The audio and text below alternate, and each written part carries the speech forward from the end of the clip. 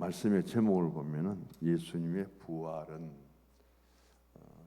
부활 절기를 통해서 연이어서 계속 부활에 대한 말씀을 전하게 됩니다. 자전거를 탈 때는 반드시 페달을 밟게 되어 있습니다.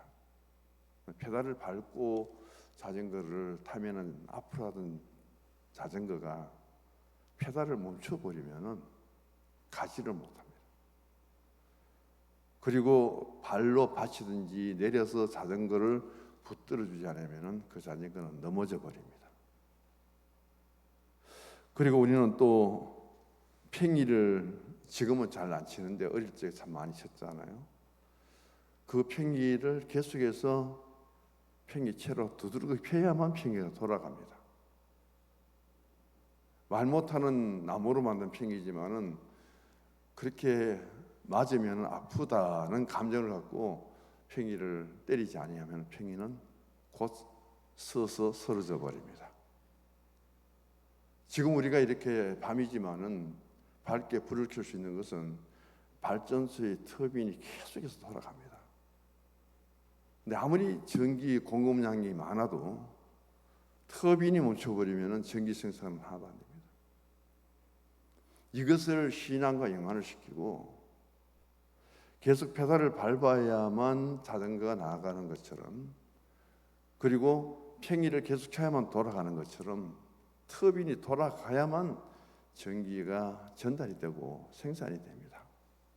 부활의 신앙이라는 것은 우리가 이 부활의 신앙을 잃어버리면 그 부활의 신앙은 이제 상실되게 되고 결국은 부활의 신앙이 넘어질 수밖에 없는 거죠.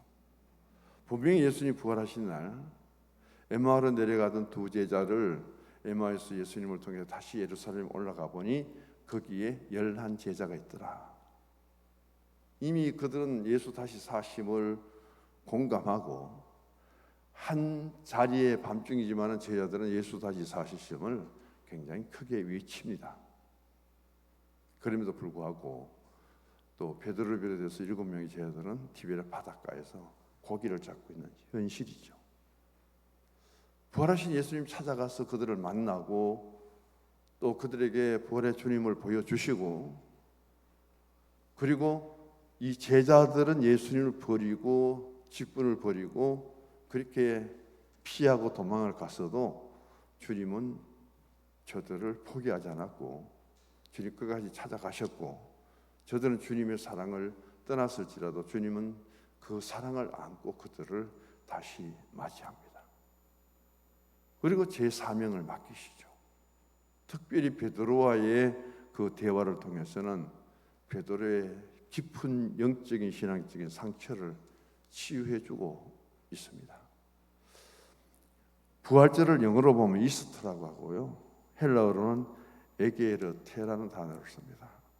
우리말로는 그냥 부활인데, 이 부활은 원래 뜻이 뭐냐면은 동방절이라는 그런 의미를 갖고 다시 움직이기 시작한다, 다시 살아났다는 거예요. 분명히 움직였는데 멈춰버린 거예요. 그 멈췄던 것이 다시 움직이게 되고, 분명히 살아있었는데 생명이 끊어져 버립니다. 그런데 그 생명이 다시 회복되는 것을 말하죠. 예수님 십자가 위에서 완전히 운명하셨습니다. 그런 예수님이 분명히 3일 만에 다시 사셨거든요. 부활절 아침에 예수님은 살아나셨다는 소식을 무엇으로 비유하느냐면 캄캄한 밤입니다. 근데 그 밤이 지나가면서 아침이 되면, 새벽이 되고 아침이 다가오면 더 동쪽에서 붉은 태양이 떠오르죠. 우리에게 캄캄하고 절망적인 상태 속에 있었는데 동쪽에서 그 해가 떠오름으로 하여금 그 어두워진 것이 다 물러가 버립니다. 그 해가 높이 떠오르고 붉은 빛을 띨수록 냉랭했던 땅도 온 지면도 따뜻해지면서 거기에 모든 생물들이 또는 초목과 모든 식물들까지도 힘을 얻고 위를 향해서 그들이 돋아나는 모습들을 더 자라는 모습들을 우리에게 보여주고 있습니다. 예수님의 다시 사심은 예루살렘을 중심으로 해서 크게 퍼졌고요. 예수님의 다시 사심이 전파되는 곳마다 많은 파장과 그리고 많은 변화를 보여주고 있습니다. 그러면 예수님의 부활을 통해서 우리가 가장 실질적으로 현실 속에서 부딪힌 문제와 그걸 통해서는 우리의 신앙의 변화는 무엇인가? 첫 번째 생각해 봅니다. 예수님의 다시 사심의 부활이 없으면은 우리에게는 영생이라는 것이 없습니다. 우리가 지금 생명을 갖고 살아가지요. 살다라는 것이 반드시 전제되어야 됩니다. 살아있는 것은 반드시 또 생명이 있습니다. 내가 지금 생명을 갖고 있다면은 나는 지금 살고 있다는 거예요. 그런데 살고 있는데도 생명이 없으면은 그것은 죽음이죠. 그래서 이 땅에 육신을 갖고 온 우리가 태어남으로 하여금 생이 시작되고 그리고 죽으면은 우리의 생명은 끝납니다. 그것으로 일생이 끝난다면은 예수 못하러 믿느냐는 거죠. 어떤 면에는 일반적인 사람들보다도 훨씬 더 고생하고 힘들게 살아갈 수밖에 없는 것이 신앙의 여정입니다. 그런데 그 육신적인 한계 속에 살아가는 우리의 생명이 이터널 라이프라고 해서 영생으로 옮겨지, 영원한 생명으로 옮겨지는 거예요. 예수님의 영은 죽이는 영이 아니라 살리는 영으로 하여금 우리에게 오셔서 부활의 영이 되시고 부활의 생명이 되셔서 우리는 살아가는 생명이 있는데 그 생명이 어디까지 이 땅에서만 멈추는 것이 아니라 하늘나라에 영생토록 주어진다. 영원토록 주어진다. 그게 영원한 생명이거든. 부활이 없으면 이 진리가 깨어져 버려요. 어디에도 그것을 가르쳐 줄 수 있는 곳이 없죠. 그런 가운데서 주님은 우리에게 말씀합니다. 분명히 죽으셨고 십자가 위에서 무덤의 장사를 지니셨고 그리고 그 죽으셨던 예수님은 시신이 없이 시체가 없이 그대로 부활하셔버렸어요. 그걸 가리켜서 예수님은 부활의 첫 열매라고 했죠. 첫 열매는 둘째, 셋째 계속 열매가 있다는 것을 말하죠. 오늘 본문에도 그 이야기를 하고 있습니다. 23절에 보면은 부활도 보면요. 각각 자기 차례대로 되리니 먼저는 첫 열매인 그리스도요. 다음에는 그가 강림하실 때 그리스도께서 속한 자요. 주님 다시 오실 때 예수님이 부활하셔서 성천하신 것처럼 그 예수님 다시 오셔서 재림 때는 우리도 첫 열매처럼 둘째, 셋째 열매가 되어서 주님처럼 똑같이 변화의 몸으로 부활체의 몸을 입는다. 그 부활체의 몸은 한시적이고 제한적인 땅의 육신의 삶이 아니라 영원한 삶을, 영원한 생명을 가진 존재가 된다. 무엇 때문에? 부활을 때문에. 예수님 부활 신앙 때문에. 예수님이 부활의 첫 열매가 되셨고 죽었다가 생명이 끊어졌는데도 불구하고 다시 사심을 우리에게 보여주기 때문이라는 것이죠. 그래서 예수님 부활은 사람이 이 땅에 살아가면서도 아무리 지식이 뛰어나도 많은 물질을 갖고 살아가도 이 땅의 삶을 이제 종말로 보고 그것이 끝인 줄 알았는데 우리에게 이 땅의 생명이 끝이 아니다. 예수 안에서 예수 생명을 갖고 영원한 생명을 우리는 살아간다. 그 진리를 우리에게 가르쳐 주신 것은 바로 부활의 신앙이다. 그걸 먼저 강조하고 있습니다. 두 번째 보면요. 예수님의 부활은 죽음에서 무덤에서 해방이다. 그런 이야기합니다. 한번 상상해 보시기 바랍니다. 성수례를 가도요. 예수님의 무덤이라고 가보면은 그냥 저기 예수님 묻으셨던 무덤이라 그러는데 동굴밖에 없죠. 그리고 만약에 지금 우리 기독교가 예수님이 무덤 속에서 장사 지내고 부활하지 않고 무덤을 그대로 갖고 계신다면은 이 땅의 이슬람 교도들이요. 그들이 순례를 하게 될 때 어디로 갑니까? 수없이 많은 이슬람교 백성들이 회교도들이 성수순례를 가기 위해서 그 메카라는 도시로 사우디아라비아 메카로 가죠. 근데 워낙 많은 인파가 모이니까 그들이 사고도 참 많이 당하고 죽기도 하면서 그곳으로 가게 됩니다. 회교도 이슬람 교도들이 기독교의 절반도 안 될 거예요. 근데 기독교가 캐톨릭까지 합하면 거의 25억으로 보고 있는데 그 25억 인구가 또 가장 많이 성지순례를 가는 사람은 캐톨릭이 아니고 기독교예요. 예수님 무덤이 지금도 존재하고 있다면은 그 예수님 무덤은 성지순례 필수 코스가 될 것이고, 그렇게 찾아오는 그 순례객들을 어떻게 다 맞이하겠습니까? 그런데 아무리 성지순례 가도 예수님이 무덤 속에 계시지 않기 때문에 그 코스에 필수로 갈 필요도 없고 그냥 지나치죠. 예수님 무덤이기도 하고 거기까지 억지로 찾아가서 그 무덤을 별로 가이드하지도 않고요, 또 별 관심도 없이 그렇게 우리가 지나옵니다. 메카라고 하는 것은 이슬람에 있어서 회개도 가장 큰 그들에게 주어진 신앙의 순례거든요. 우리는 일생 살아도 예수님 무덤이 있기 때문에 무덤에 성지순례 안 가도 다 구원받고 다 영생의 자리에 이르죠. 그러나 이슬람교도는 메카의 순례를 하지 아니하면 그들의 신앙의 완성이 이루어지지 않습니다. 엄청난 경비를 들이고 그렇게 고생하면서도 왜 그들은 그렇게 메카로 몰리느냐? 그 이슬람 교도들 속에서 바로 순례객이 되어서 성지 순례를 하고 메카에 내가 한번 발을 디디고 거기서 무슬림들의 제단 쌓는 그것이 그들에게 가장 큰 신앙의 축복이기 때문에 그 일들을 지금도 반복하고 있습니다. 왜 가느냐 하면 그게 메카의 무덤에 지금 알라 마음에 떠 있기 때문이죠. 그럼 우리가 아무리 예수님 무덤을 찾아가도 예수님이 안 계시죠. 무덤도 없죠. 그래서 오늘 만약에 예수님이 무덤을 갖고 계신다면 그 무덤에 순례객들이 제일 많을 거예요. 그러나 예수님 무덤에 순례 가는 사람, 성지 순례 가는 사람은 없다는 사실이 우리에게는 큰 은혜고 보이죠. 왜 없어서요? 예수님은 부활하셨기 때문에. 그것을 통해서 우리는 다른 종교하고 비교될 수 없는 그런 믿음의 자리에 있다는 사실이죠. 그래서 예수님은 살아계셔서 오늘도 우리와 함께 하고 계시고 무덤에 갇혀 계시지 않는다. 여기에서요, 무덤에 갇힌 채 예수님이 부활하지 않았다면은 그 예수님의 무덤은 지금 뭐겠어요? 지옥입니다. 지옥이라. 예수님이 아직 부활하지 못하고 지금도 하나의 무덤을 갖고 예수님이 시신이 곳에 장사 지내는데 다시 살지 못했다면은 그 예수님의 무덤은 지옥이고 감옥일 수밖에 없습니다.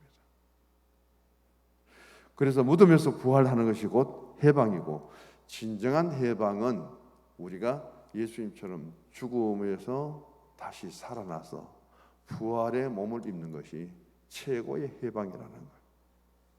나라가 어떤 점령을 당했다가 독립을 하고 또 내 몸이 교도소에 구속되어 있다가 추록하고, 그게 해방이 아니라 우리가 영원히 무덤 속에 있어야 될 우리들이 무덤을 차고 우리가 다시 살아 부활체가 되고 그것이 우리에게 주어진 영생의 삶으로 이어진다면은 그만큼 더 큰 해방이 어디 있느냐. 사망의 권세를 이기시고 다시 사신 예수님은 어느 종교에 어디에 가도 가르치지 않습니다. 학교에 아무리 연구를 하고 배워도 장사 지낸 지 3일 만에, 십자가에 죽으신 3일 만에 예수님 다시 사셨다. 그래서 이 땅에서 영원한 구원을 이루신 예수님이 그 다음 하늘에 올라가셨다. 반드시 다시 오신다. 그때는 이 땅에 예수 이름으로 구원받은 사람들 다 들림받는다, 휴거를 한다. 그것은 오늘 우리 교회 신앙이 아니고는 가르치는 곳이 없습니다. 그래서 예수님이 부활하신 것은 뭐냐면은 죽음에서의 해방이고 무덤에서의 해방입니다. 그러니까 위로를 받는 거죠. 아무리 산소가도 말이 없습니다. 거기 가서 뭘 하겠습니까? 인간적인 관계 속에서 수없이 우리가 가서 축복하고 찬송하고 기도해도 못 들어요. 그런데 유일하게 들을 수 있는 것은 예수님의 음성이죠. 주님 다시 오셔서 예수님이 하늘에서 하늘 천사장의 나팔 소리하고 그다음 우리 이름을 다시 오셔 부르시면은 무덤 있는 자가 다 듣고 일어난다는 거죠. 요한복음 5장에 우리가 하간식을 할 때마다 장례 집례를 할 때 피할 수 없는 성경 구절이죠. 내가 다시 와서 내 음성을 들을 때가 있나니 예수님 음성을 듣고 무덤에서 일어난다. 이 땅에 묻히는 육체에 썩어질 몸이지만은 주님 다시 오셔서 주님의 음성을 들을 수 있는 그 영은 바로 예수님을 구주를 믿는 고백이죠. 그때 주의 음성을 들을 때에 지금의 육체, 썩어지는 육체가 아니라 뭐예요? 부활체를 입는다는 거죠. 신령한 몸을 입는다는 거죠. 그런데 이것을 교묘하게 이용하는 종교들도 많잖아요. 어차피 육신은 죽으면 끝이다. 이 세상의 육신은 죽어서 흙이 되면 그게 끝이라는 거예요. 그들은 부활을 그렇게 강조하지 않지만은 우리는 지금의 육신이 아니라 다시 부활체, 다시 우리가 이 땅에서 볼 수 없는 육체를 입고 하늘나라에 가기 때문에 거기는 아픔도 눈물도 고통도 사망도 없는 거예요. 이대로 가져가면 그 똑같은 일들이 반복될 수밖에 없잖아요. 그래서 어차피 구원받아도 이 땅에서 썩어지면 없어질 이 육체, 구원받은 것만큼 기뻐하면서 마음대로 살아라. 이 육체로 짓는 건 죄가 아니다. 영만 구원받으면 그게 이 땅에서 우리가 누릴 수 있는 최고의 복이다. 그럼 예수 믿는 사람에게, 구원받은 사람에게 세상을 즐기면서 살아라고 그렇게 가르치는 거예요. 어떤 죄를 짓고 와도 회개가 없습니다. 눈물 흘리고 회개 기도를 하여 삭배포가 없어요. 가장 대표적인 것이 여호와의 증인입니다. 그 구원파예요. 그들은 우리처럼 회개 기도도 없고요. 교묘하게 이 신앙 교회 성경을 그렇게 해석하면서 어떤 사람들은 세상을 즐기며 살아가는 사람은 참 재밌잖아요. 아무리 세상에 죄를 지어도 죄가 안 되니까. 누가 많이 가느냐? 지식인들이 참 많이 가요. 우리가 생각하면 이해가 안 됩니다. 저런 똑똑한 사람들이 왜 저기 빠질까? 자기들의 육신적인 삶 속에 너무 편하기 때문에. 두 번째 보면은 우리가 가장 큰 해방은 죄로부터 해방이지만은 무덤에서 해방이고 그다음 죽음에서부터 해방. 그게 어디서 얻을 수 있느냐? 부활에서 얻을 수 있다. 부활은 그만큼 우리에게 신앙적으로 대단한 힘과 능력을 덧입혀 주는 것이죠. 자, 그다음 세 번째 보면은 예수님이 부활한 의와 진리에 대한 승리라고 말합니다. 오늘 우리가 예수님이 다시 무덤에서 부활하지 않았다면은 아무리 예수님이 진리대로 살고요, 공의로 살아도 그것은 이 땅 위에서만 이루어지는 일이에요. 예수님을 통해서 이 땅 위에 우리의 현장의 삶 속에서, 현재의 삶 속에서 이루어질 일들만을 전하기 위해서 예수님이 오신 것이 아니에요. 이 땅에서는 가르칠 수도 배울 수도 없는 하나님 나라에 천국이 있다는 사실을, 그리고 이 땅에서는 우리가 사는 데 있어서 한시적인 삶을 사는데 그 시간을 우리가 다 알 수 없습니다. 어떤 생명은 태어나기도 전에 죽고 태어나서 어릴 때 죽고 성장 과정 속에도 수없이 죽음을 맞이하죠. 그래서 태어날 때는 순수가 있는 것이 이 땅의 출생이에요. 죽을 때는 절대 순수가 없다는 이야기를 하잖아요. 천국에서 우리가 다시 부활체의 몸을 입고 부활하면은 거기에는 똑같이 부활의 자리에서 일어나게 되고 죽음이 없는 세계에 하나님 나라에 살기 때문에 죽는 것에 대한 염려도 없고 죽음에 대한 질서도 필요 없는 곳이 하나님 나라예요. 이게 부활의 신앙의 소리가 가르쳐주기 때문에 이 땅에 살고 있지만 이 땅하고는 비교가 안 되는 거예요. 어떻게 그것이 이루어지느냐? 이 땅에서 사람이 통치하고 다스리기 때문에, 그리고 한시적인 육체를 가졌기 때문에. 그런데 하나님 나라에서는 우리가 넉넉히 영원토록 살도록 예수님 안에서 부활체의 몸을 입었기 때문에 가능하다는 거죠. 그것은 이 땅에서 사람을 세워서 통치하는 것이 아니라 하나님이 직접 통치하는 천국은 이 땅하고는 비교될 수 없이 다르다는 거죠. 총선이 끝났는데 나라가 어떻게 될지는 참 염려스러워요. 어쩌면 지금 정부가 그렇게도 인기가 없는지, 어쩌면 오늘 개표 통해서 200석이 넘어버리면 나라 운영은 제로입니다. 헌법도 다 바꿔버릴 것이고 심각하더라고요.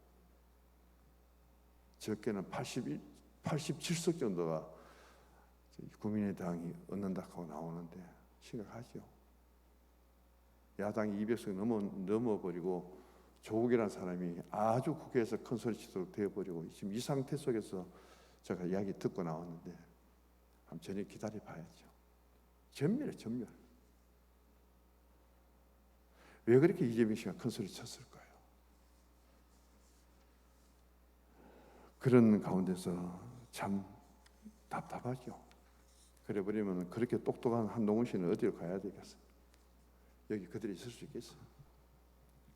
두고 볼 일이지만 그게 그렇게 환영받던 존경을 받던 젊은 한 사람을 어쩌면 잃어버릴지도 모르는 심각한 상태 속에 있더라고요. 마지막에 예수님의 부활은 죽음에 대한 새로운 이해와 소망입니다. 사람이 태어나서 살다가 늙어서 병들면은 죽습니다. 그리고 무덤에 들어가면 끝입니다. 이게 지금까지 기독교 신앙을 떠나면은 그게 우리가 인식하고 있던 삶이에요.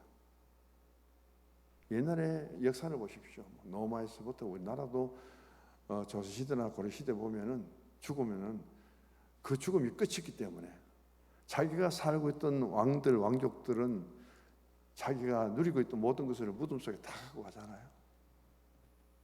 하물면 자기의 종까지도 주인을, 너는 평생 이 왕을 쓰고 주인을 섬길 수 있는 존재로 태어났기 때문에 너는 주인에게 죽었어도 같이 수정드려야 된다고 산 종들을 무덤에 같이 묻어버리잖아요. 수장해버리잖아요.